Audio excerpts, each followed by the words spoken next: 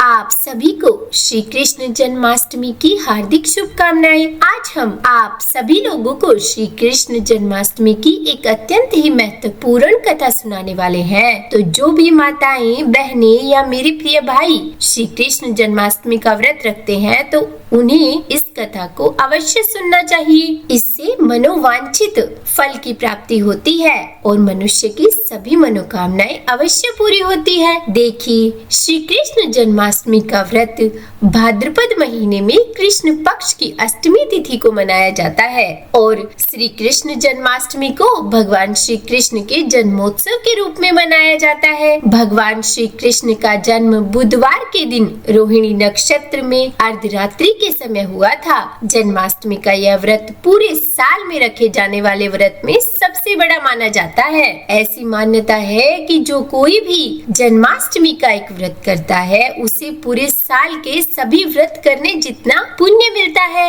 1 करोड़ एकादशी का व्रत करे तब जाकर एक जन्माष्टमी व्रत के फल के बराबर पुण्य मिलता है। तो जो भी जन्माष्टमी का व्रत करता है भगवान श्री कृष्ण उसकी सभी मनोकामनाएं पूरी करते हैं। ऐसी मान्यता है कि जो जन्माष्टमी के दिन भगवान श्री कृष्ण को केवल एक झूला भी झूला देता है तो भगवान श्री कृष्ण उसकी सभी मनोकामनाएं पूर्ण कर देते हैं। जो भी मनुष्य जन्माष्टमी का व्रत रखता है और मैं जो आपको जन्माष्टमी की यह व्रत कथा सुनाने जा रही हूँ उस कथा को सुनता है तो उसके सभी पाप नष्ट हो जाते हैं। तो भक्तों, चलिए सुनते हैं श्री कृष्ण जन्माष्टमी व्रत की कथा। तो बोलिए श्री कृष्ण भगवान की जय। द्वापर युग में जब पृथ्वी पाप और अत्याचार से भरने लगी तब पृथ्वी ने गौ माता का रूप बनाया और सृष्टि की रचयिता भगवान ब्रह्मा जी के पास गई। गाय के रूप को धारण की हुई पृथ्वी माता के साथ सभी देवता ब्रह्मा जी के पास गए और सभी देवताओं ने मिलकर ब्रह्मा जी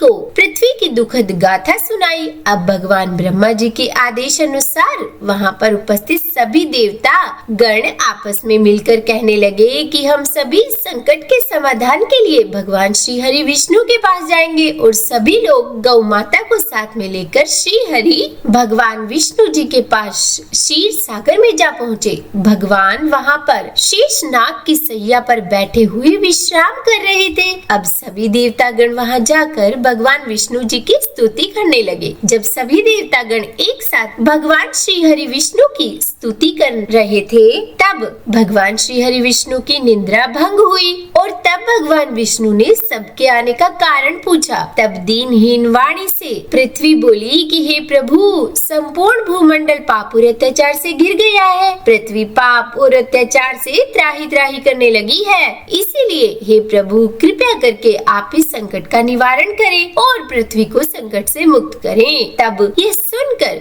भगवान श्री हरि विष्णु जी बोले कि ठीक है, मैं पृथ्वी को समस्त दानवों से बचाने के लिए पृथ्वी मंडल में वासुदेव भार्या और कंस की बहन देवकी के गर्भ से जन्म लूंगा। इसीलिए तुम ब्रज भूमि में जाकर यादव कुल में अपना शरीर धारण करो और मेरे द्वारा की जाने वाली बाल लीलाओं का आनंद लो।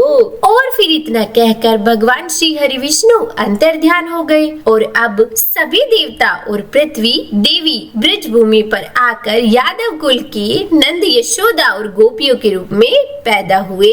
उसके बाद कुछ दिन ऐसे ही व्यतीत होते गए। जब कुछ दिनों के बाद वासुदेव और देवकी अपने साले कंस के साथ गोकुल में जा रहे थे तो पृथ्वी को अपने आतंक से त्राही त्राही करने वाला और कोई नहीं देवकी का भाई कंस था। जब वह तीनों गोकुल धाम जा रहे थे तभी अचानक से एक भविष्यवाणी हुई कि अरे दुराचारी कंस, जिसको तू अपनी बहन समझकर अपने साथ ले जा रहा है उसी के गर्भ से जन्म लेने वाला 8वां पुत्र तेरी मृत्यु का कारण बनेगा। और कंस ने इतना सुनते ही तुरंत ही तलवार उठा ली और देवकी को मारने के लिए दौड़ पड़ा। तभी वासुदेव ने उसे पकड़ लिया और कंस से कहा कि हे कंस, यह तो बेकसूर है, इसे मारना उचित नहीं है और तुम जैसे एक यशस्वी राजा को यह शोभा भी नहीं देता। इसीलिए जब भी देवकी के गर्भ से किसी संतान का जन्म होगा तो उसके जन्म लेते ही मैं आपको अपनी सारी संतानें दे दूंगा,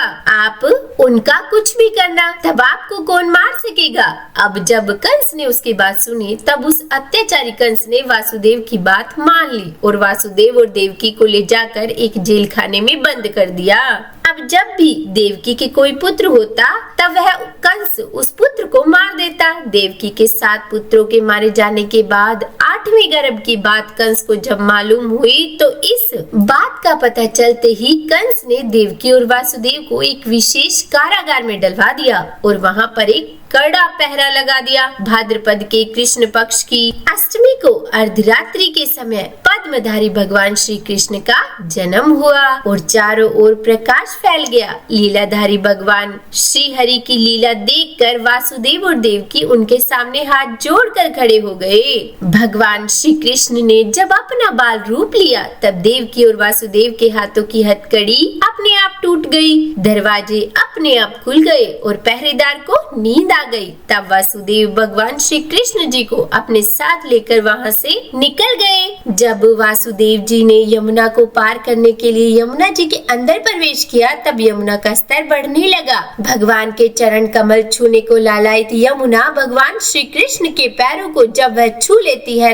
तब भगवान के चरण कमल का स्पर्श करते ही वह एकदम से नीचे उतर गई और बिल्कुल ही घट गई। वासुदेव पैदल ही यमुना को पार कर गए और गोकुल धाम पहुंच गए। वहां जाकर उन्होंने देखा कि एक दरवाजा खुला हुआ है। खुले हुए दरवाजे और सोई हुई यशोदा मैया को देखकर वासुदेव ने बाल गोपाल श्री कृष्ण को वहीं सुला दिया और मैया यशोदा के पास सोई कन्या को लेकर वापस चले आए। जब वासुदेव वापस कारागार में पहुँचे तो उन्हें अपने आप ही बेड़ियां लग गई और दरवाजे भी बंद हो गए और दरवाजे बंद होने के बाद सोए हुए पहरेदार जाग गए। अब हथकड़ियां लगने के बाद वह कन्या जोर जोर से रोने लगी। तब पहरेदार ने कन्या के रोने की आवाज सुनकर कंस के पास खबर भेज दी कि देवकी की 8वीं संतान का जन्म हो चुका है। यह सुनते ही कंस दौड़ता हुआ कन्या को हाथ में लेकर जैसे ही पत्थर पर पटकने ही वाला था तभी वह कन्या हाथों से छूकर आकाश में उड़ गई और साक्षात देवी के रूप में प्रकट हो गई और कहने लगी कि अरे दुराचारी कंस, तुम्हें मारने वाला तो गोकुल में पहले ही पैदा हो चुका है, अब तुम्हारा वही वध करेगा। तब भगवान श्री कृष्ण ने अकासुर और तारकासुर और कंस जैसे राक्षसों का वध करके पृथ्वी देवी और अपने भक्त जनों की रक्षा की। तो बोलिए श्री कृष्ण भगवान की जय। तो भक्तों, श्री कृष्ण जन्माष्टमी के दिन श्री कृष्ण के दर्शन की इस कथा को जो कोई भी सुनता है उसे भगवान श्री कृष्ण के बाल रूप के दर्शन करने का सौभाग्य अवश्य प्राप्त होता है और पुण्य फल भी प्राप्त होता है। भक्तों, देखिए आपको हमारे द्वारा सुनाई गई श्री कृष्ण जन्माष्टमी व्रत कथा कैसी लगी हमें कमेंट करके अवश्य बताइएगा। साथ ही इस वीडियो को आप सभी अपने मित्र बंधुओं के साथ शेयर भी करना और हाँ, अगर आपने अभी तक चैनल को सब्सक्राइब नहीं किया है तो सब्सक्राइब भी जरूर कर देना और वीडियो को यहाँ तक देखने के लिए दिल से धन्यवाद और बोलिए राधे राधे।